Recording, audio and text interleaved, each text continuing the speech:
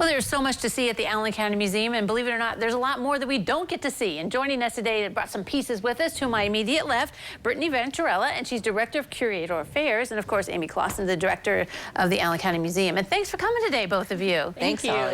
Amy, you know, the museum's awesome. You've got space there and showing lots of stuff, but there's still stuff in storage that we never get to see. Yeah, you know, unfortunately, that's just kind of the nature of museums. You know, it's such a small percentage of objects most of the time that are really able to be out on view for the general public. So we decided, we thought it would be fun to just bring some objects from the collection that often don't get seen. All right. Brittany, this must drive you crazy that you can't get everything out there, right? Sometimes, but you know, what's great is we have researchers that come, and so if you're researching something or family members who have donated items, they can come and make appointments and they can see the items out of storage as well. Okay, well, let's get to it because you brought some items that are really neat. Tell us more. So the black jacket is actually from 1882. Mary Ada Garretson, who eventually would marry, she's on the bottom. Okay. She would eventually marry Robert Parmenter, a local printer, but she actually wore this to the opening of the Frot Opera House, which was a grand opera house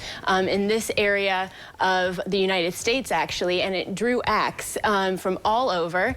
And actually, she would have seen Emma Abbott, which was a very famous opera singer, perform A King for a Day at the opening. Okay. And that must have been a huge event. I mean, yes. She had to get dolled up to get, to go to that, right? Look Absolutely. Nice. They said a lot of prominent people came, and there were people coming in on trains just to come to this opening. So it wasn't only local people that came. Is there any remnants of the Frot Opera House left, or where was that at? So that was, it was on the corner of Main and High. Okay. And it's where Citizens National Bank is now. Okay. So when Kresge's opened their brand new store in '53, they actually torn down the Frot Opera House. Doesn't that make you sad to think that happened? And it was one of those things because when the Opera House was state of the art, and then Kresge's, they started in the floor of the Frot Opera House, but then they wanted a state-of-the-art store for themselves, so it just went,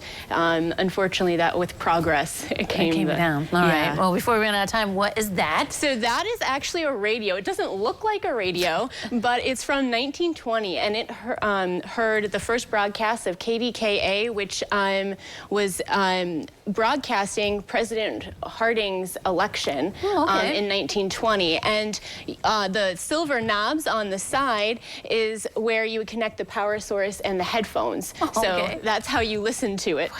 And it actually won, in 1941, it won a historic, or like a historic contest. It was the oldest radio in that contest. Awesome. And real quick, we've got some kind of counter? Yes, it is a counting machine or adding machine from 1868 in the Allen County Treasurer's Office.